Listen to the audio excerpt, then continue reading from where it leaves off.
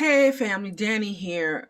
Welcome to a deep dive into Mystique and Destiny's Wedding issue. We're going to really be not only looking at this book, but we're going to be looking at what led up to this book. There was some controversy on some sites and people were upset and so on and so forth and Scooby Dooby Doo. And like a lot of times people were like, where did this come from? We didn't know. Some people were like, they didn't know. And same thing that kind of happened with Harley Quinn and Poison Ivy with the series. It's like, and I understand everybody doesn't read the comics, but I thought it was kind of funny that, you're commenting on a comic book site and then saying how you don't know anything about the situation. And when someone brings up, okay, this is a comic book, it's like, oh, everybody doesn't read comic books, but that's what we're talking about. So we're going to be talking about that. Well, we might delve a little bit into that comic book versus movie attitude because, I just want to get that elephant out of the way. Like I said, I understand everybody doesn't read the comics, but for those of us that do, when these things appear in comics, it's canon and we already know about it. Most of us. But let's just jump in because I'm not trying to alienate anybody. This is for if you read the comics, you don't read the comics, you're just curious. However you're coming into this, welcome, welcome, welcome. So let's talk a little bit about why this was a big deal. Well, this was a big deal because this was in the making since 1978 or maybe before, when Chris Claremont created these characters, and he does a great interview in the book.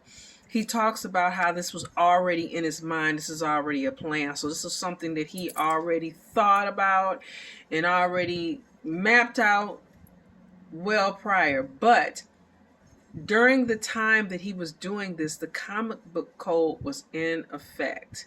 Now, this was spurred on by a man named Frederick Wortham. He wrote a book called The Seduction of the Innocent. You may see me look over to my computer for notes, for dates, and for certain things like that. But he wrote this book. There were also Senate hearings about this book. And in this book, The Seduction of the Innocent, he stated, among other things, that comic books were corrupters of the youth. And so everybody lost their mind. If you watched the last episode of Riverdale, you know my boy Jughead, he encountered this situation as a fledgling comic book writer. He went through this.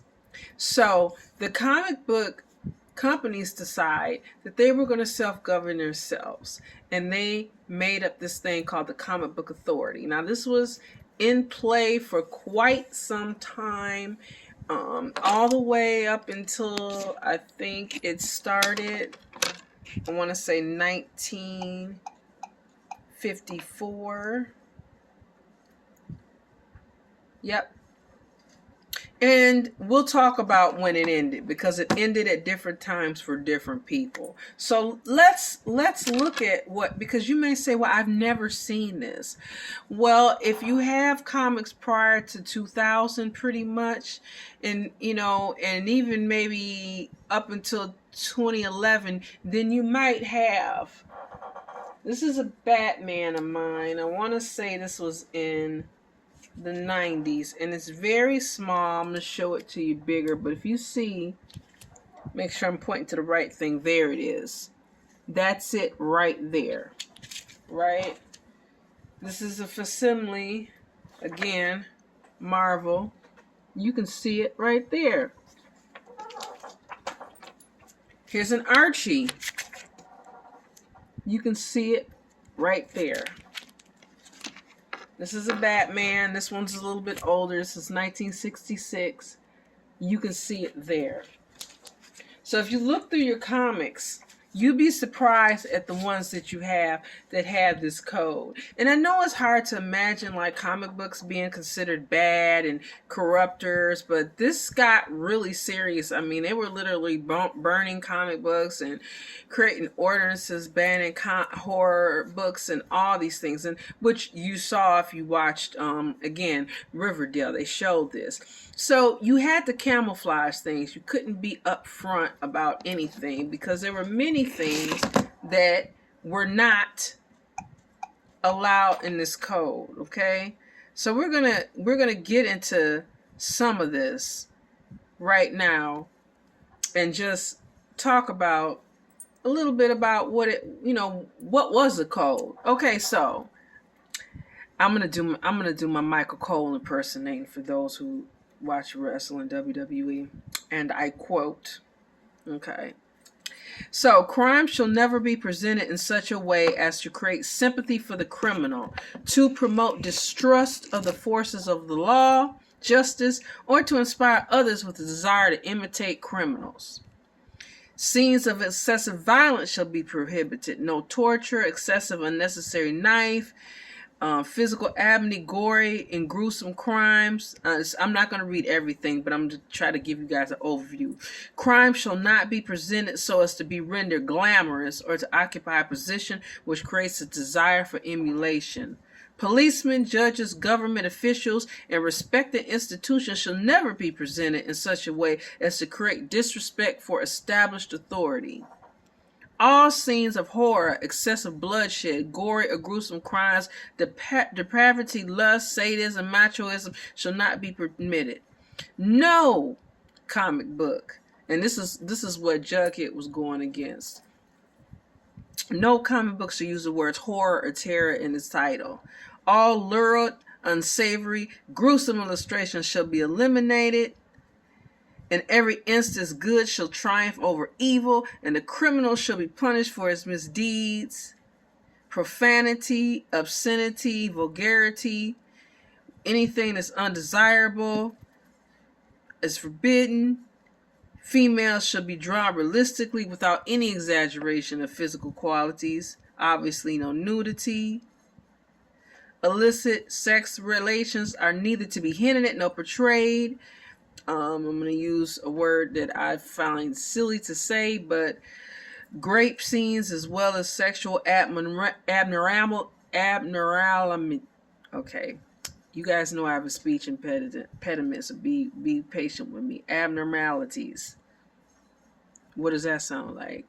Back then, what was considered, we'll get into that, are unacceptable. That's how they included LGBTQ in there. Sexual perversion or any interference to the same is strictly forbidden. So that's a little bit, that gives you a little bit idea of what was going on and what they were working with. So obviously they could not just come out and say a lot of things that they can say now.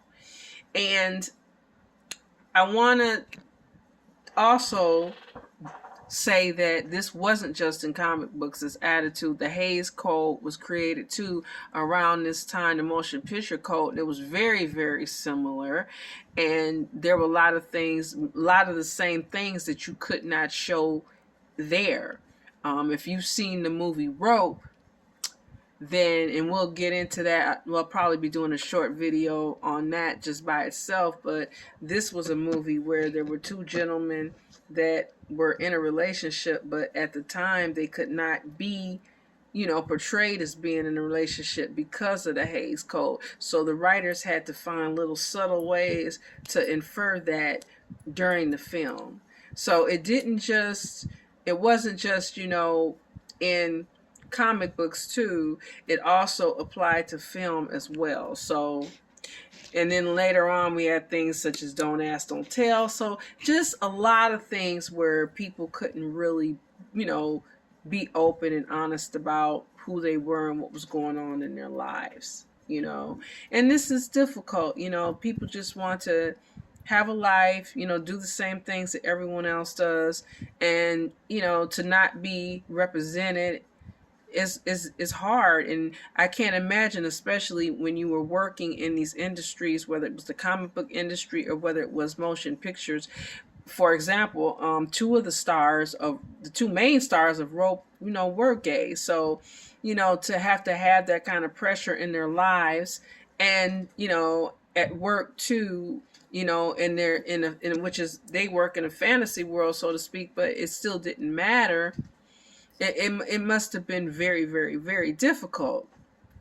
In fact, Cary Grant turned down Rope for that very reason, that he felt that, it was really too much it was too much inference, and he didn't want to be. And ironically, Cary Grant, was bisexual, but people, he understood.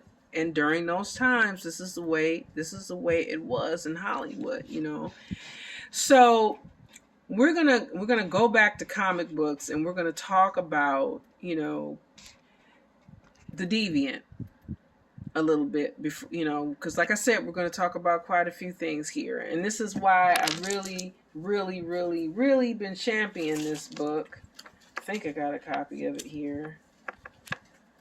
Oh my gosh, I moved it. I guess I do not. Well, it is on my Instagram. I'll post a picture. I've been talking about it with you guys. I don't want to leave you right now, but James Tenney is a deviant, and this title, just this term, was something that was created, by some of the people who were behind the Hays Code to describe people in the LGBTQ community, and it's still used by some. So I don't think it was an accident that Tenney used this, right? So this is an example. This book, I think, of it really being right, things done correctly, meaning that we have individuals who are humanized. They're not stereotypes, they're not prototypes, they're not cardboard characters rather. These are real people. We see Michael, the main character, as a young boy, struggling as he's getting to know who he is, and then finding out that not only his peers but the world have a negative attitude toward who he is. We see him struggle to make it as an adult. We see when things go awry in the story, his boyfriend Derek, who has been with him for 8 years, and the parents just basically delegating him to friend status. And it's like, okay, the parents hadn't even been in his life, and he had been in his life for almost a decade. And this kind of thing happens. Relationships get marginalized when sometimes sickness happens, or someone gets in trouble with the law, or unfortunately if a death happens, and then all of a sudden this person who was there is just person non grata, which is one of the reasons why the fight a lot of people felt for marriage was so important, to be able to have that covering, to be able to be protected by that. So, I think they also show in this book how the law enforcement, had a institutionalized, and I'm not saying all law enforcement, but they're showing how in this town, in this particular spot, had institutionalized, really, there's no other way to put it, but homophobia.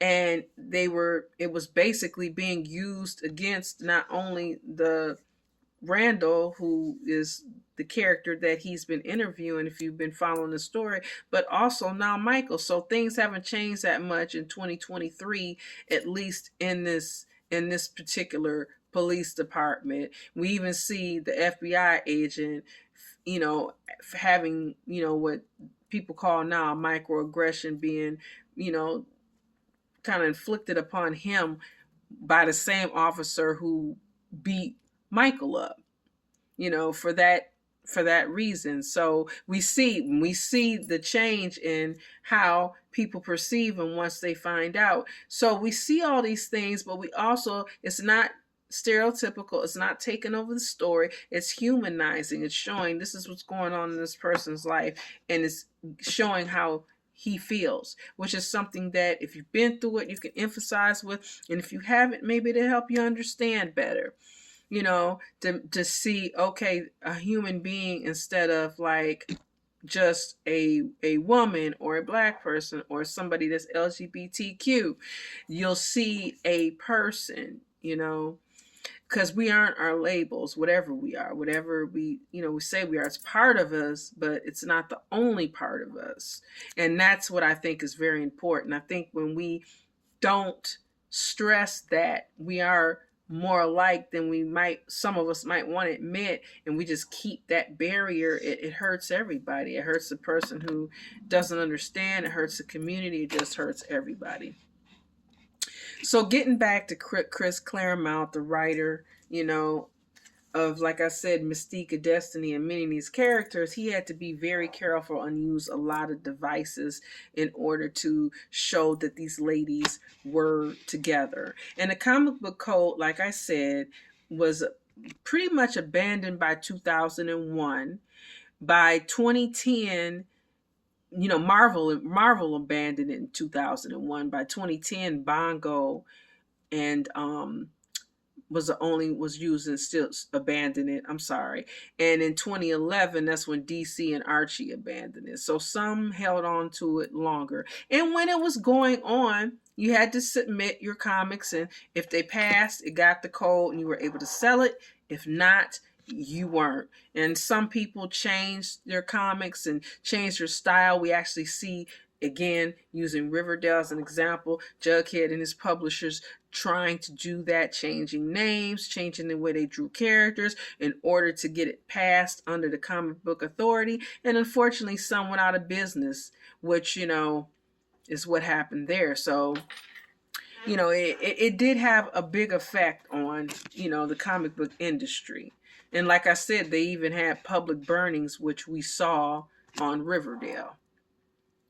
Now, getting into, like I said, because in this video we're talking about a lot of things, and I know I'm throwing a lot of things at you, and I can't wait to find out what your comics are and how you feel. And I wanted to talk before finally we get into Mystique and Destiny is one that I think was good, but I kind of liking it to the last season of Game of Thrones, season 8, to where there were a few good parts, but for overall it was a hot mess. And that's this book, The Neighbors by Boom.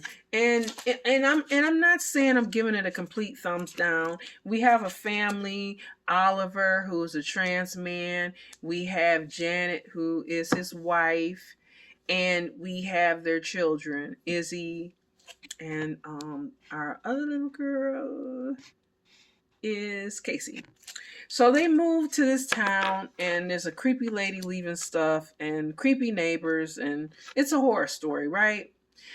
But and there are some good parts. We do get to see Oliver when he was a little girl, feeling not quite comfortable and feeling like everybody, he does a little report on gay people, and he gets heckled by his fellow students. We see him after his transition feeling so nervous that he doesn't want to leave his house, feeling like everybody can see him, and the rift that's causing between him and Janet. We see him asking Janet, does she still accept him? There's some really poignant moments, and some moments where there's some really important conversations being had. The problem I had with it was that it took over the story. It was like the story was about their identities, and it wasn't, the horror was secondary. And I actually would have wanted to find out a little bit more, just more about who they were, than everything being about that. Because again, like I said, we are not our labels. We're so much more. That's part of us, but not all of us. So I just felt like it was just, that was all, everything. And it's like, okay, I understand that, but what else is going on? Even in this person's life, flesh them out a little bit more, because that's just not it. There's so much more to this person. So like I said, I wouldn't give it necessarily a thumbs down, but Game of Thrones season 8 is the best way I can explain it. I mean, you can't, like I said, there were some few good parts, but for the most part, no. So let's get back to our Mystique and Destiny, right? So again, these characters, they first appeared together in 1980. Mystique appeared in 1978, and that was in Miss Marvel.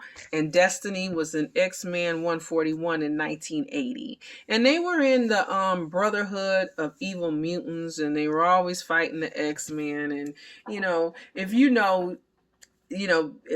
even if you've seen the movies, and Mystique and her history was kind of chaotic, to say the least, with the X-Men.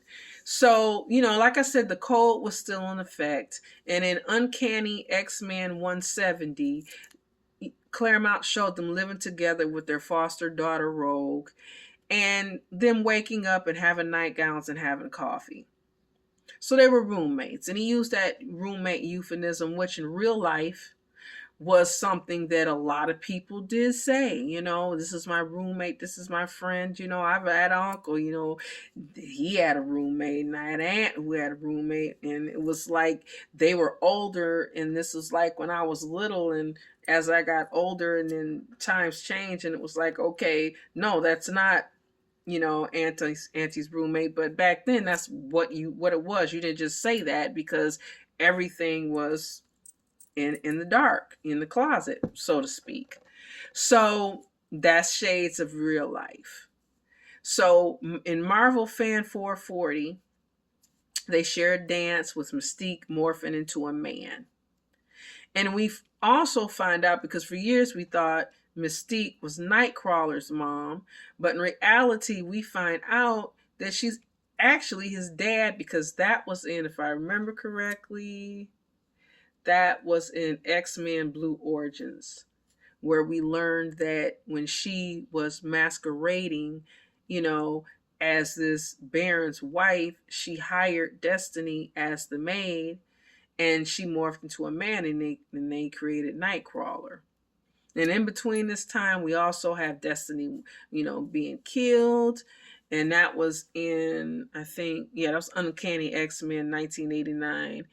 And we got their first kiss in 2019, and they were reunited in 2021.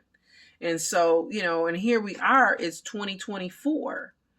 And, and this is kind of like, and this is great because in this book, we also, have a couple extra stories at the end, but we also have a great interview with Chris Claremont, where he just really gets in depth about creating the characters and what he was thinking and what he went through. And we also have a great history of Mystique and Destiny.